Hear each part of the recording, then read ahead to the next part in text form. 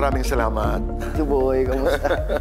Salamat din po sa pag-imbita sa akin. Hapon tayo nagkikita, ngayon naman hating gabi dito sa Kaitan in Action with Boy Abunda. Congratulations sa Sangre. Salamat, Tito Boy. Gaano kahalaga yung ikaw ang unang lalaki na tagapangalaga ng Brilyante? Mahalaga siya sa akin dahil kauna-unahan siyang nangyari. Nagkaroon ng lalaki sa mga babaeng Sangre, di ba? Sangre Adamus. Yes, and medyo may pressure din siya sa akin somehow kasi minsan ang hirap bumilang sa kanila kasi syempre puro babae.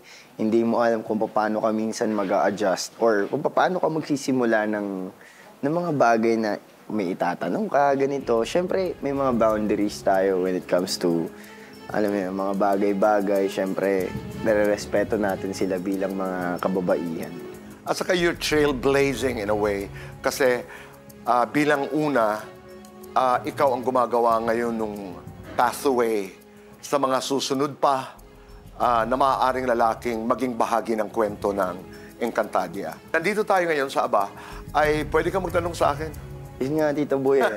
Kasi laging ikaw yung nagtatanong. Pero magtatanong ako mamaya. Oo, walang problema. Alam mo bakit? Meron akong create na The Aba interview which I'm doing for the first time tonight para lang sa'yo.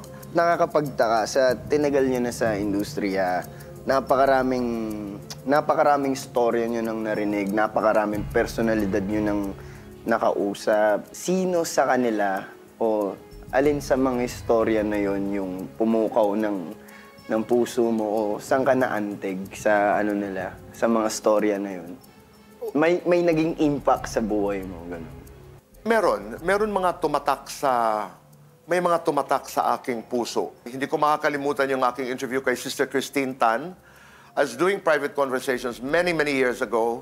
Humarap ako doon sa iginagalang na madre na nagdesisyon na ang kanyang buong buhay ay she was going to dedicate it to the poor. Galing siya sa isang may kayang pamilya. Tumira siya sa Leveriza, sa Pasay, para magsilbi sa mga mahihirap. Sabi niya sa akin, we were doing the show live, sabi niya sa akin, sino ka? So, hindi nakaka-insulto yung tanong. Sabi ko, ang pangalan ko po ay si Boy Abunda. Ako'y nag-host po nitong conversation show na ito. Nagpakilala ako sa kanya.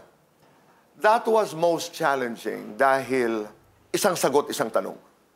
Okay. And when you do a live show, kailangan spontaneous. And may kwento eh, very challenging. Kasi you had 12 minutes in the first body. Yes. Paano mo itatawid yun? Paano mo ina-navigate yung 12 minutes na yun na hindi na wala tayo... Wala kang ma-pick up. Wala kang ma-pick up na kahit na maliit na bagay sa sagot niya. Kasi yung intention niya is... At ganun lang siya. Hindi katulad halimbawa ng artista o di kaya social scientist o di kaya politiko na kahit paano may ideya ako kung sino siya, alam ko na ang gagawin. Ito hindi. I was being introduced to Sister Christine Tan right while it was happening on the set. Alam mo ba that in the middle of the interview, dasal ako ng dasal.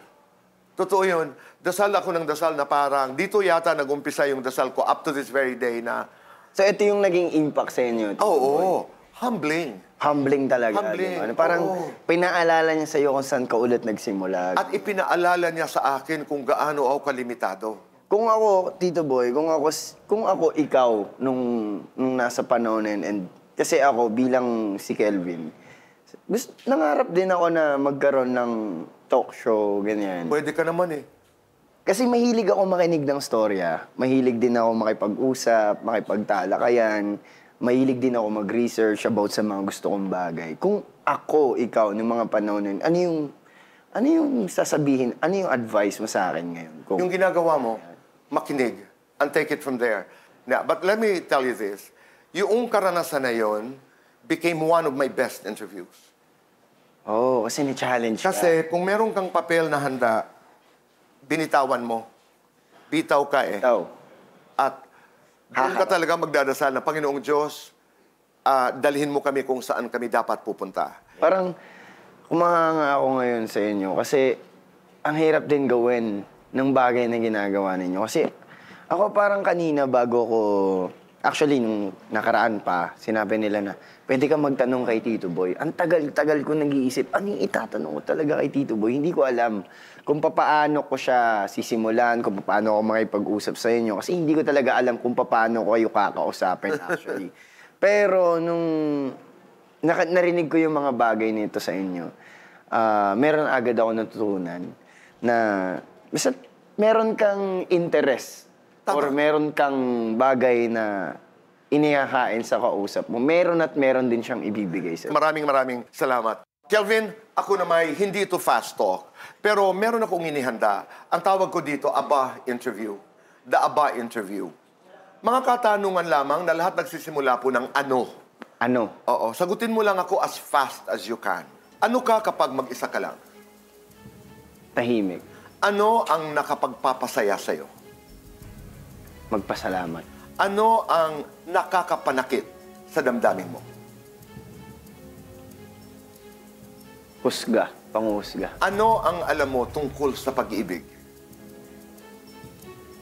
Love is everything.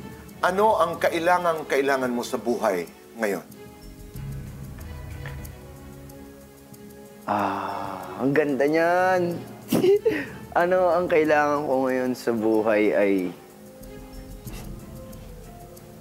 ang Panginoon, Tito Boy. Ano ang pakiramdam ng maging isang tulad mo? Magulo? Ano ang pakiramdam ng nananalo?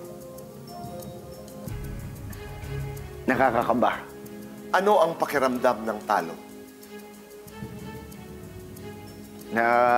Nakakapagpatibay. Ano ang pinakamagandang katangian mo? Madali ako magpatawad, Tito Boy. Ano ang pinakamaling akala nila tungkol sa'yo? Arrogante ako. Sa harap ng Diyos, anong sasabihin mo sa Kanya? Patawad. Maraming salamat.